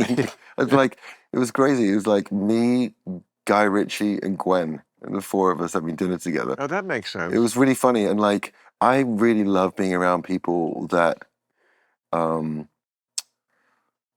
like it was really fun to be disarming and be funny and make jokes because I didn't get the sense that was happening a lot. Right. So for me, right. I was like, and I remember like, you know, they weren't really drinking much, but I was like, bring wine. And so I was having the wine, and I just remember at the end, Madonna standing, I think, behind me, towards the end of the dinner. So I was like, I think that's the end of dinner. I think that's the end. So we sort of, it was the signal. So I wasn't giving off dancer vibes. If I was a dancer and I could have like done the moonwalk, I would probably have lasted longer. But I was out. Not making any judgments. So the dinner ended when Madonna decided the dinner ended. Yeah. That's because that's what I would get. And that, again, that doesn't make her a bad person. I'm just saying That's who I would guess was going to call the evening at whenever. You know, the funny story about that is that I ended up nicking her housekeeper. Her housekeeper was working there that night. She ended up working for us for 17 years. And then when I got divorced, that then said housekeeper came with me where I went. So it was I got Madonna's Madonna's housekeeper. housekeeper. How did you do that? And I don't know. What happened is that when we went to Madonna's house, that housekeeper was working for her, and we had the dinner. And then after that, then when we were looking for someone to help us, it was like she was in between of working at Madonna's house, and then something happened. Or so anyway, we inherited her, and she was with us 17 years. And then when I moved to my new, more Bill Maher flavored life, I took her. She came with me, Yeah. which I always really loved. She came with me. It was so sweet because she just came with me. I didn't know where I was going to live. Lived in Bel Air, actually. So I guess, yeah. Moved to So I Bel guess Air. when rich people get divorced, They go they to have Bel to Air. fight over the housekeeper. Yeah. Nothing privilegey about that. We're just deciding who owns this human that No, I we, think we, it's- we I think it's shared, much- and now I think it's a much better insight into like it was a beacon of light in a dark time. well, that's very poetic. You should put that in the I am a song. poet. I am a beacon poet. of light in a dark time, as we pour ourselves more Yes. liquor. But this is a very clean liquor. It is, but What are you pouring in there? What's that little elixir you have? this is called C2. It's a combination of ketamine and cocaine. No, but I heard about that. That's the new drug. Did you hear that? Which one? I think it's ketamine and Molly. That's like, I think they call it C2 or 2C or something. I think it's a gay weekend, isn't it? It's not just gay. Drugs are not just for gay people No, but anymore. ketamine. My older sister. I'm being facetious, but my older sister used to. He did a lot of ketamine through the clubs. So it began with him in the gay clubs. But anyway, I digress. But what is this new combo? Yeah, correct. I mean, I think a big change in the last decade with drugs is that Is it your Ciroc? Is it your? no, You're not involved. I have You're not not involved. I have not done anything except have a few drinks a week and really only a few joints a week. I just save it for here and a few other places, but no, those days are over. I mean, that would just scare the shit out of me to do anything like fentanyl or it's over, yeah. ketamine, even anything. I wouldn't do any of Ketamine that. has also been used for psychoactively, like a psychiatric stuff. all of as them well. come It's from- crazy, right? Well, I mean, Yeah, LSD yeah. did. Yeah. All of them came from somebody with legit. Trying to help someone. And sometimes it does. Yeah. I mean, LSD helped people. You know, anytime people are sort of trapped in their mind by, we have a lot of mind trapping mechanism. Yeah. Yes, drugs can help a lot. Ayahuasca. I mean, people are often, not to mention what it did for my record collection. Sure. I mean, Bill Hicks is the king of that. Like, the idea of like, drugs opened up everything. If you wanted to like take all the people out of your recollection that weren't stoned when they made those records, Yeah. you have achieved silence, sir. Apart from some Christian polka music. I mean, it also can have the opposite effect. You could do, well, the drug, certainly I know like the Eagles talk about how when they were trying to make their last record, there was just too much cocaine. Well, you know what the thing is that I found, like, I grew up in London where cocaine was like, that the cocaine in London is like, you used to have the word cunt earlier, that people use that. Cocaine is just like when you walk into a restaurant in California or in America and they put a glass of water down, that's what it's like in England with cocaine. People are just like, especially in London, right? Now? But yeah, still, people are crazy. So, Wow. but what I found about it to me is that it's the least creative drug I've ever experienced in my life. The worst drug. When I smoke doubt. weed, I've probably never, most songs I've written, I'm not, usually. So, but I remember trying once, because in England, sometimes just out of manners, you end up doing 2 nights of cocaine with your friends. You're like, oh, okay. So you stay up for a day and a half, and I write something, And it was always the worst shit I ever wrote in my life. And you have those conversations. It's just such bullshit. So I never connected to it. And it makes everything sound, it's like those Oasis records where they're really skinny, they listen to a lot of cocaine, it's really bright. You know, people just get, it's not bright enough. It's not bright enough. You know, it's too, bassy. They get this record, it's like, yes. It's terrible. Because it's not really cocaine. That's the problem. Boy, this is horrible. If you were doing pure coca leaf, I mean, this is what I'm told. You know, you I could have had a bigger career. you have a great career. No, but it doesn't have that speedy effect on you. They've been chewing it in the Andes for centuries. Right. And it was just more of a good high. And getting back to what I was going to say about like in the last decade, they have found ways, of course, because there's money in it, to sort of perfect these kind of drugs for the common person, not just the person who's like, 24 and body can handle it. And they're out on the weekend and they're just going to abuse their body and somehow come back the next day like nothing happened, which you can do at 24. But what about the guy who's 40 and 50 even?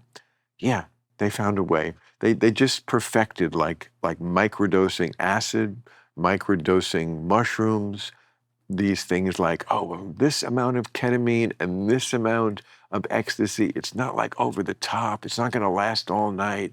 You're just going to feel fucking amazing for an hour and then maybe you do a little more. I think that's what's going on.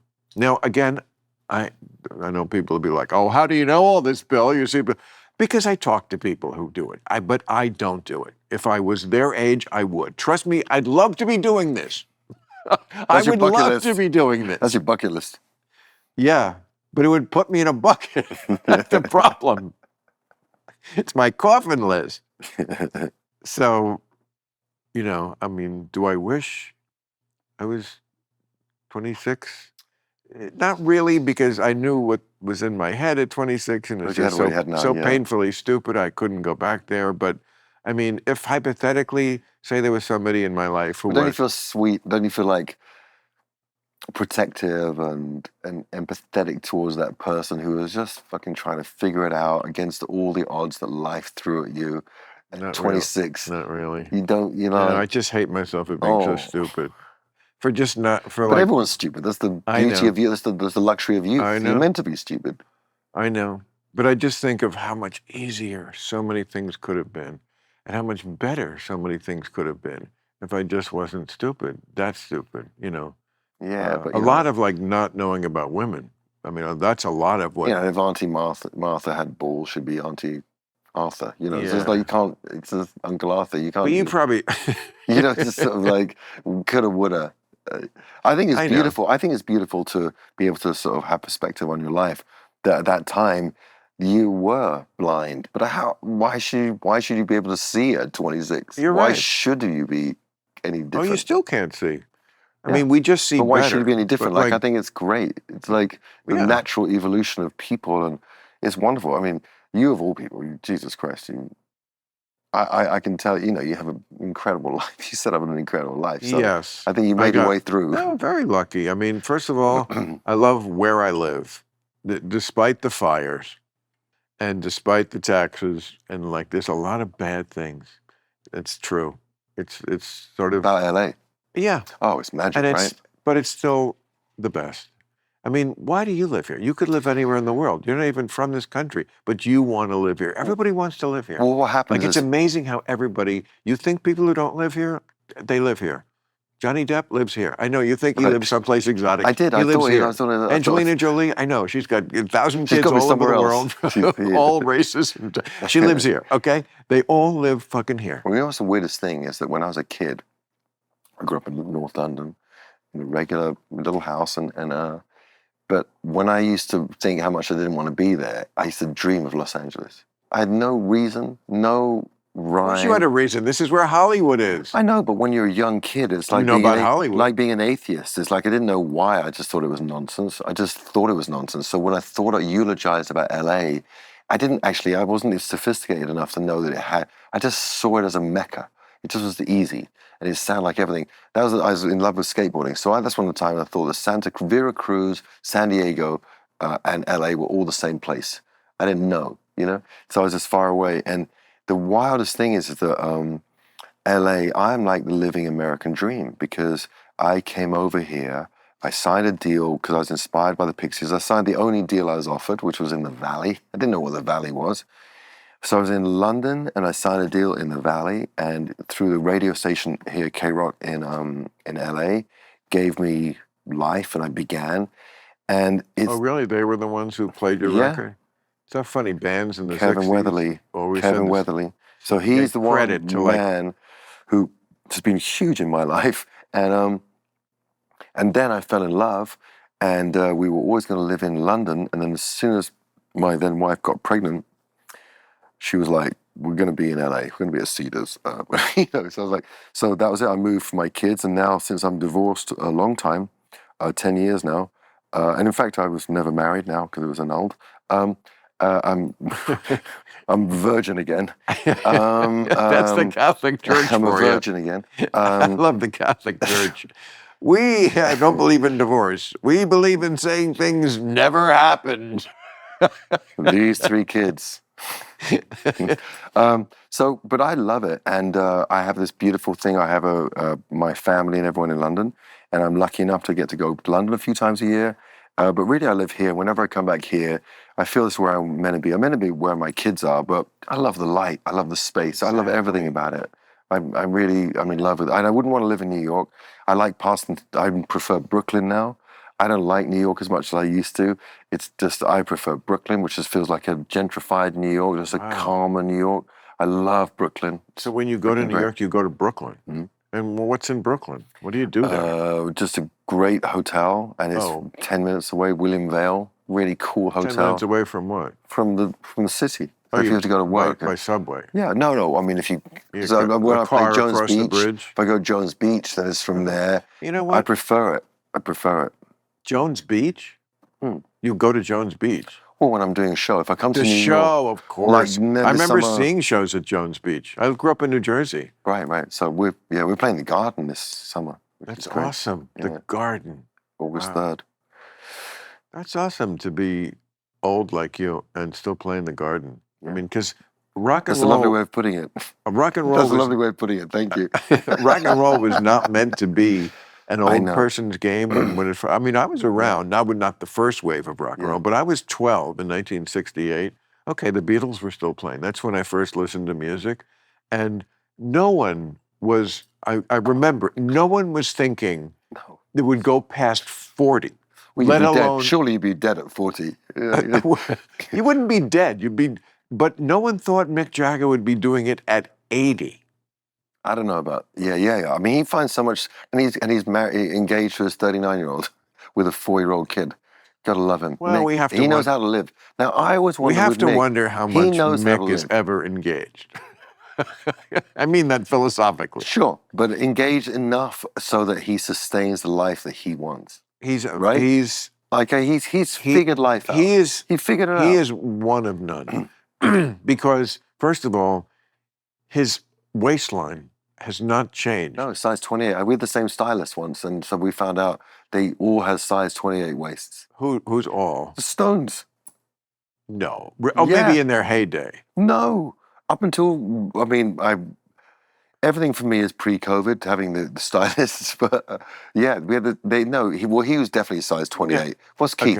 Okay. And he's not a size 28. Well, Mick was. I can't believe we're arguing about Rolling Stones waist sizes. Boy, this is a gay show. But okay, but no, Mick Jagger. I mean, yes. First of all, also they never lost their hair. Even the one who got cancer didn't lose his hair. It's amazing. They were like born rock stars, you know? So I always say this about the Stones. When they were young, they were skinny and ugly. And when they were old, they were skinny and ugly. And that's what worked for them, you know? They weren't the Beatles. They weren't the sweet little They were the bad boys. Right. Which in a way is, you know, cooler. Not that the Beatles aren't the coolest, but, you know, I mean, they certainly had their thing. And to think that somebody could do it at 80, and the reviews were good. Of their last, you know, they're on tour now, or they were very recently. It makes you already feel like jumping to save someone when you hear that, like doing that show. And by the way, incredible. I saw the videos of him dancing and doing it. So For me, it's obviously It's it's great. my lineage. Right. I'm like, 'Cause you'll I'm be in- there I'm in- on the conveyor belt. You'll I'm be there there in in 12 minutes. It'll Fucking seem like it. 15 minutes. I'm there. No, but So- in 20 years or something. Yeah. And then, but why not? No, of course. And the funny thing is that Just you don't know, do it in a wheelchair. So, like, there are people like Phil Collins, and I love him, God bless him, or I've seen other people do it, like they break their leg and they're out there. Don't do it. Just cancel the show. Do it like the kids do. Like, I love the Gen Z people, like, I have a headache. We're canceling like the show. It's like, really, did you ever hear about The Show Must Go On? They just don't give a shit. Don't tell Chapel Roan about The Show Must Go On, or any of these kids. It's like, if I have a fucking hangnail, we cancel the show, and the kids deal with it. God bless them. do you cancel shows much? Have you done that? I've How never, many? I never missed a show on either politically incorrect or real time. That's over 32 years, except the two they forced me to miss when I quote unquote had COVID, because I would have endangered the entire city. But And stand up? I personally never missed a show. Stand up, never missed a show except two, because the plane broke. And so I couldn't get there. I've had Never one. once canceled or missed a show because, there were times when I felt shitty. There's no business like show business. I did They last week of my last tour on we're on flu. Had flu. That's the worst when you feel Well, shitty. flu. God, I when you could feel like shit and you have to be just hard to do. get up. It took half a bottle of sake every night just to kind of get. Oh, so you did it with the flu? Of course. You did. Yeah. God bless you. Well, there's no other way. Wow. It's no way. It is what it is. You can't fucking.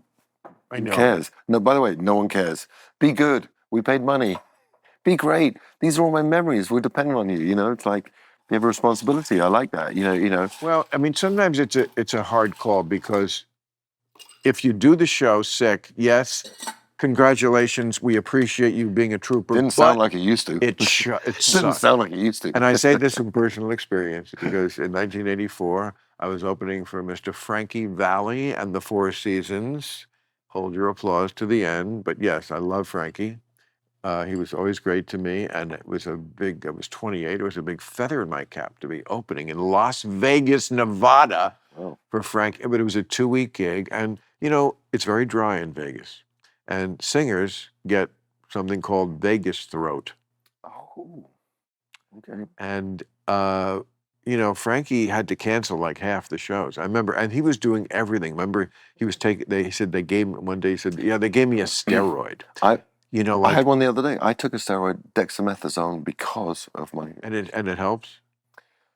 It's Temporarily. weird. I was like, give me the Lance Armstrong. I want the cocktail. I want to be the strongest guy in here. You're like the pregnant I want woman. to pick up the audience. You're one like by the pregnant one. woman who didn't want the epidural, and so give Until- me the epidural Now. Yeah.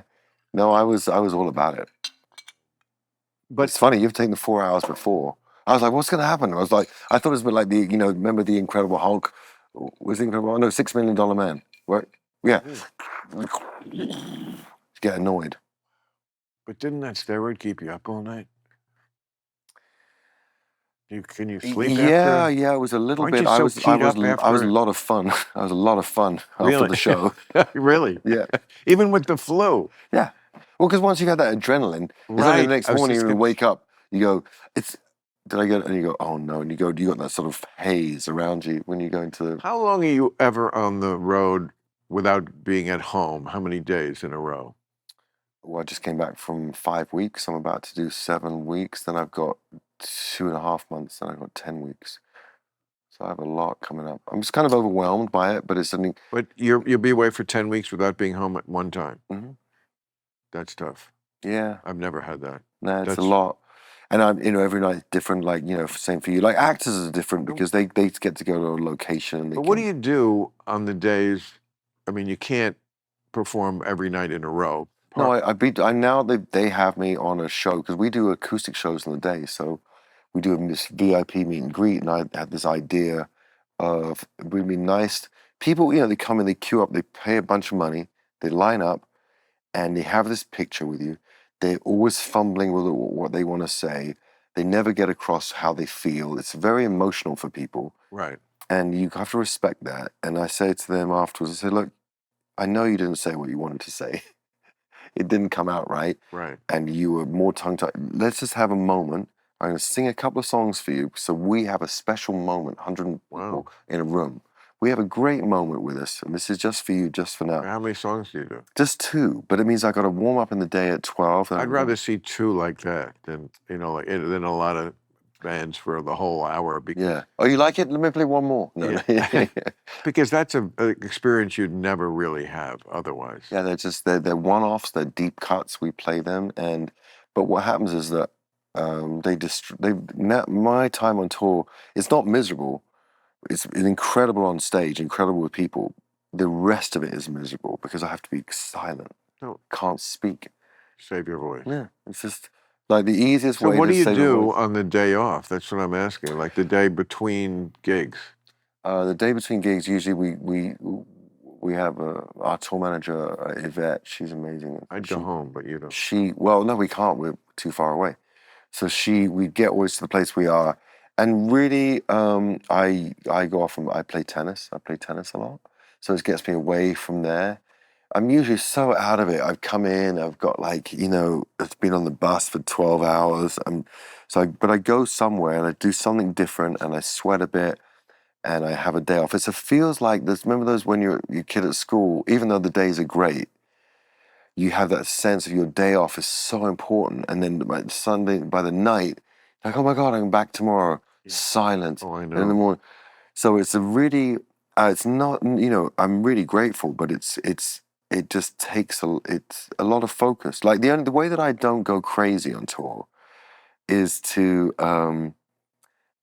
just really focus so heavily on the show that I'm like an athlete that's for the match, the game. Of course. That's all it is. And because if I lose sight of that, it's just another thing. Yeah. Then I'm lost. That's the rudderless. It's the golden goose. Right. It pays the bills. Right. Makes everything else possible. Yes. So that's what my whole thing is about. What did I do yesterday? What's the set list? And it's what you can count on because it's you. I mean, you've been in a lot of things as an actor. Mm-hmm. But you can't count on them. That somebody has to hire you. This is what you control. If my kids' Amazon bill was dependent on my acting career, there would be no Amazon bill. It's like, it's yeah, but it's not your main thing. It's your hobby. No, you can't like. I enjoy it. I'm doing a movie coming up soon. Oh. With a girl I worked with a little bit before Christmas.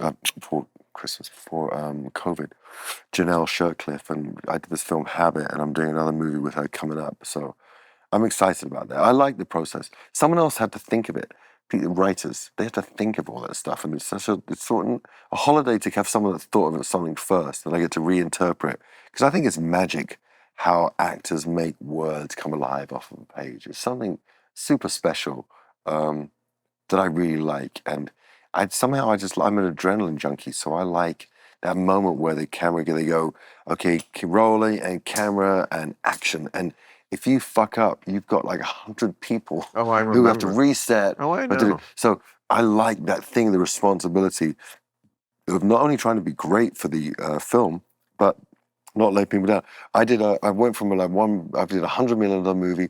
I worked on a $1 million movie. I was downtown at a bank. It was called How to Rob a Bank. It didn't really end up being a great movie, but it was a great process. And we shot this downtown. I played a bank robber. And I remember this moment where all the extras are lying on the floor. And there's a marble floor, these lovely old banks, right? And I thought, I don't like to be stuck up, so it was like these people on the floor, and I was like, oh, how you doing? She's like laying down as a hostage. I said, how you doing? She goes, it's, are you all right, Dan? They must be cold. She goes, oh no, it's such a pleasure to work with an actor who knows his lines. I thought, oh, poor thing, where's she been? But yeah, you work on an independent movie, you have to know your lines, know your marks, and not fuck up. Well, not just an independent movie. Or any movie. Any movie. I remember doing Well, some actors will show up not knowing their lines. I remember doing a movie of the week in the 80s. I did, I was on sitcoms, and we have some of the posters around here of my horrible movies. And I remember this actor who I was kind of like, impressed to work with him because he, remember, had been on some show when I was a kid, like a TV show, when I was 10 years old. And now I'm 28 and I'm working with him. So I was like kind of excited.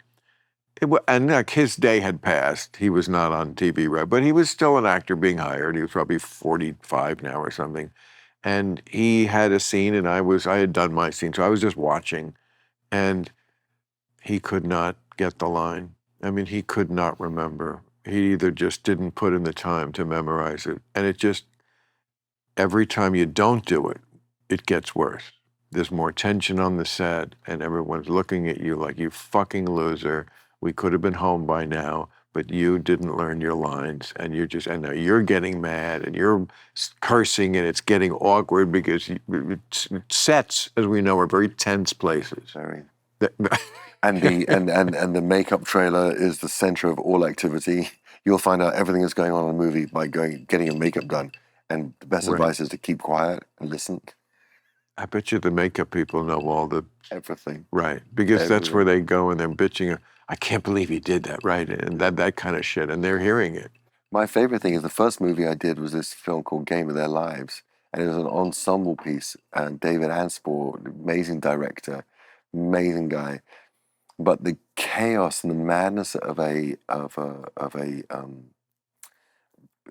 big ensemble cast, and we had this amazing soccer player, Eric Ronaldo. He used to play for Bayern Munich. He was USA's top scorers.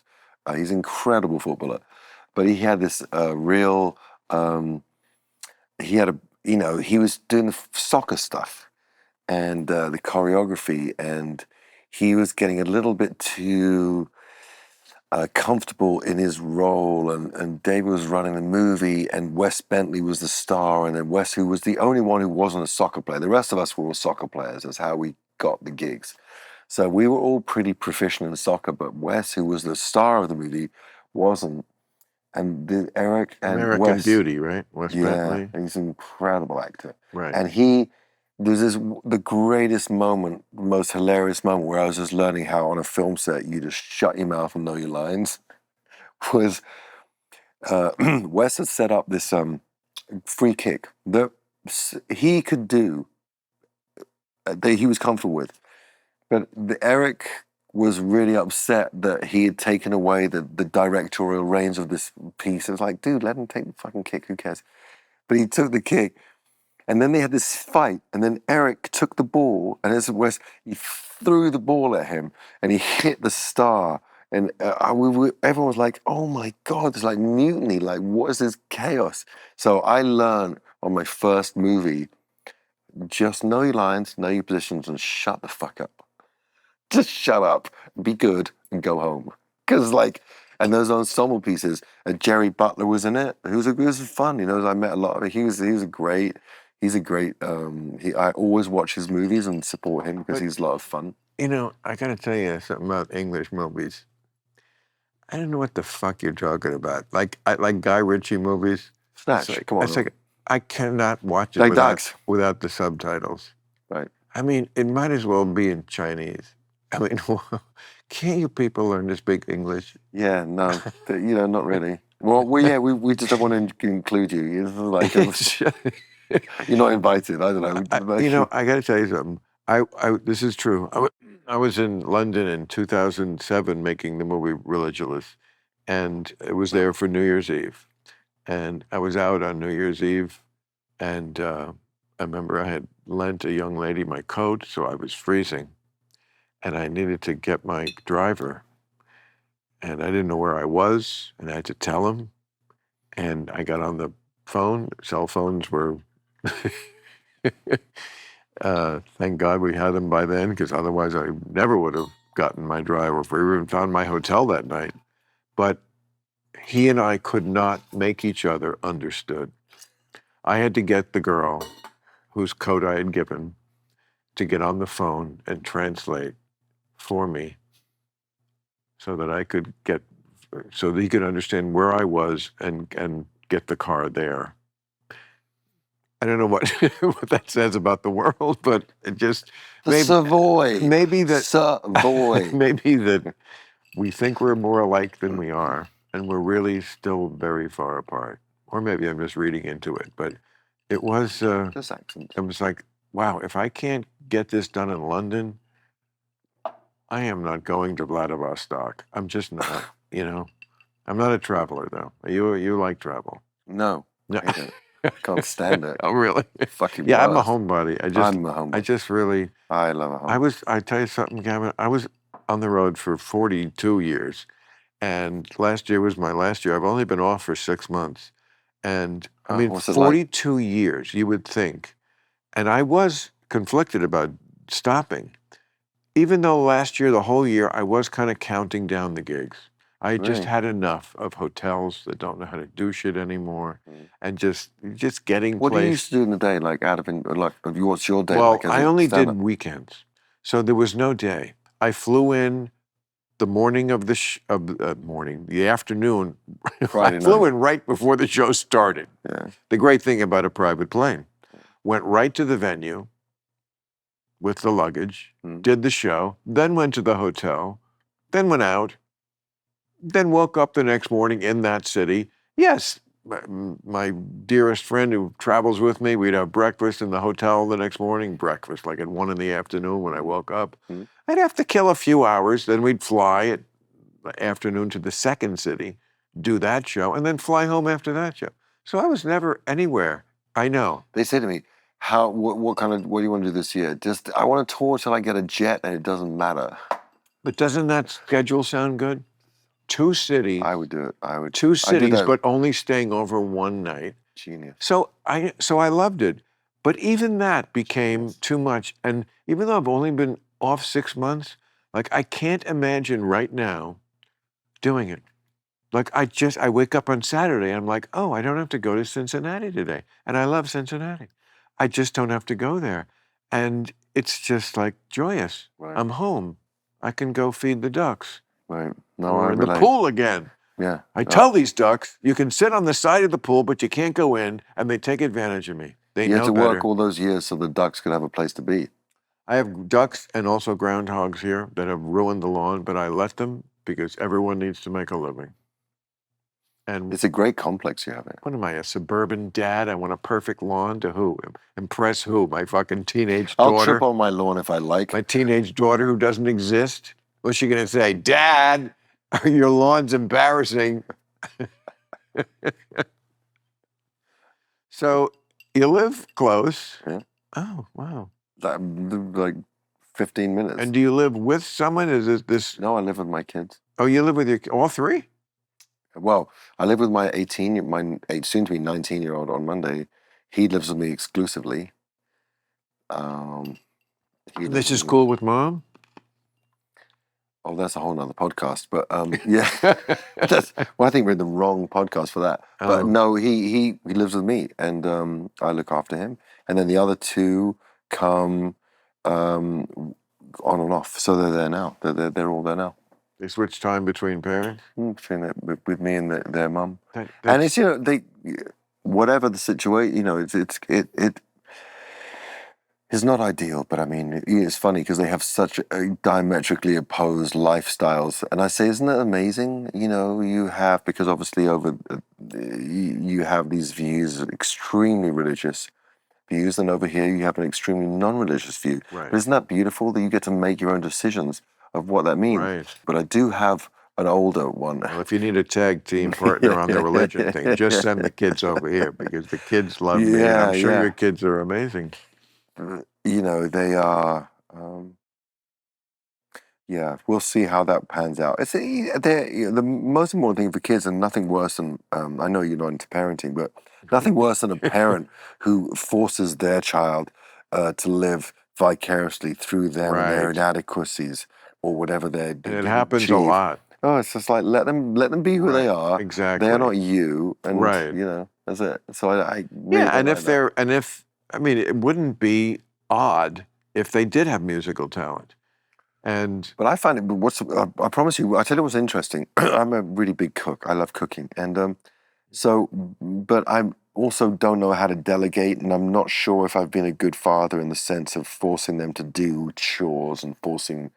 I just been a bit more laid back about things. So when they're with me, I make food for them because I can't be bothered to ask someone, hey, I've got 16 steps on this dish. Help me with steps 7, 8, 9, and 10. They're not interested. They do their own thing, right? In the house.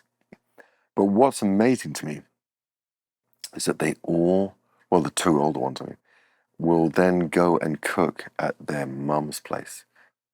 What they learned at your place? What they mirrored, not even what they asked me, what they saw. And so that to me is more valuable than, hey, let's cook together. It's just that they were just like soaking up what they wanted to, and then they go off and do their thing. And that to me that's the greatest. You're right. I've never been interested in parenting, but I always have. No, it's true. It's okay. But I've always thought that if you are a parent, one of the most important things you can do is you just have to accept that while they're children, they are not going to express the proper gratitude. It just kind of comes with being a kid. And because they're kids, you have to let that go. Now, I'm basing this on having young girlfriends, but I do think it's very Who simple. haven't thanked you appropriately. And Not I had a problem with appropriately, that. but I know they love me. Yeah. And I know They meant to thank me. And I know they, it's just not part of their You know what? They DNA. probably thank you in the absentia. They when you're not there. You know what? Bill was so great. Damn, that sushi was good. When they get older, absolutely. But I really feel like that is true with kids. To me, the most important thing with my kids, and I'm a musician, so what the fuck am I meant to talk about kids? But I ended up having a load of kids. Make them likable. Because to have I say to them, be funny and be polite and be funny. And life is going to be so much easier for you. Because if you're unlikable... How about, can I add one? Sure. Humble. Right. Yes. Be fucking humble. That's what is so, I feel, lacking in the obnoxious. Whether you're obnoxious of the left, obnoxious of the right, it is like a lack of humility. And I say that as someone who, when I was younger, did commit sins of lack of humility. But was a brash brat. Because that's diametrically or intrinsically connected to the lack of knowledge you had. Correct. And the more lack knowledge you gain. Well, the lack of knowledge and the preponderance of insecurity. It was, I think, more insecurity. You're same as everyone. I know, but when you're young, that is how you compensate. Right. For maybe if I act like I'm a big deal, then people won't notice that I'm not, and I'm afraid I might never be. Yeah. That's the big fear, that you might never be. Everyone is broken. Everyone is broken. Everyone is broken. You don't seem broken. You seem perfectly there. No, I'm perfectly present, but I have scars.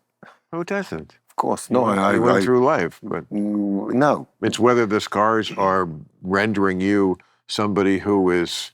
I mean, you don't strike me as not present. You don't strike me as crazy. You don't strike me as egomaniac. You don't strike me as anything that I'm you present, could be. Right, yeah.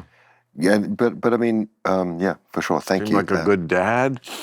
Yeah, I'm obsessed with my kids. They're incredible, and it's a really, we all have our own things, and I enjoy them a lot. But I also have this incredible thing between doing the band, and that takes so much time. I don't know. Do you think about things like, is it important to have meaning in your life? Like for me, reflecting the last few years, it has been important for me to know my place and to know my contribution to myself, and to me making sure that I was in the right thing, doing the right thing all the time, and having this artisan life of devotion to music. And it really helped me to make what I think is a really good record, because it's just sort of full of gratitude, humility about it, knowing I'm just a working musician, but what a gift to make songs that people could listen to. So you think looking for the meaning of life, that's what inspired this record? Just the idea of you have one did I get it out, right? Did I get it right? Let's plug it. Oh. It's coming out in July? July, yeah. What's it called? I Beat Loneliness. I Beat Loneliness. That's a great title. Thank you. That came to you just while you were doing something, or you were was one of the first songs that I wrote, and you know, I always Just wait. came to your head. Yeah, it's not a very convoluted system. I get a bit of music that I like. I play it in my house. I have a studio in one of the spare bedrooms. I tricked it out a bit so it looks like a studio, but it's really just a spare bedroom, and the closet is actually got a window in where I sing. So it's very modest, but it just, yeah, I just like to create these environments where I think about things, and yeah, so things. So when I got that phrase, you know, I'm just singing along to the track that I've made, and when those things, you know, I sing these things, you just know intrinsically if they're right or not. You know, like you might sing, you know, blah de blah, or you might sing I Beat Loneliness. You find, and it just fits, and that almost set up the aesthetic for the record, or the intention of the record, and it's wild how it came together because it looks very complete and very thought out, way smarter than I actually intended it to be. It's one of those funny things that the sum of the parts is way greater than the individual efforts that went into it. Suddenly, look, this sort of journey of this record that is very exciting, and I think that I will be the first online to buy it. I'm Okay. going down to the No one record buys it store, anymore. to the EMI shop on Walpole Street in London in 1962, and I'm going to buy this record. Right? But you know, I don't know. I'm anxious to hear the lyric to that song because you know you're a rock star, you're a good-looking guy. I'm guessing you beat loneliness a long time ago. But if you're still having problems no with one it, does. I don't think please anyone come does. back here. Will you? Yes, I want to come back here. I was very flattered that you would do this show. Oh my God! It's you know. It was mutual. I was like, I was like, oh my God! I mean, a lot of really? people are scared of me. They think I'm terrible. Am I terrible? I'm not terrible. No, I think that you're absolutely you're Yeah. a very straight shooter, which people aren't straight shooters. So you've built a But that career on does being a straight scare shooter. that scares some people. It scares And some it should. people. But that's their, It that's, should, that's their shortcoming. If Like- people are scared of a shooter, but this show anybody can do because you know it's just me getting high. Real time. Sometimes you know celebrities be like, "Well, I don't think I'm smart enough to do that show," and I don't say it, but I always want to say to them, "You're correct. You are not smart enough to do that show. This is different. This is just two people shooting the shit." well, I did on that front. I always remember that line of Christopher Hitchens that we spoke about, that we both love. Who, you know, that aphorism that people talk about. They say everyone has a book inside of them, and he said, "Yeah, everyone has a book inside of them, but most of the time that's where it should stay." Just to bring Christopher in the ending. Club Random. All right, Gavin Rossdale, that was so much fun. Thank It you. was a pleasure to get to know you. Thank you. It was really fun. All right.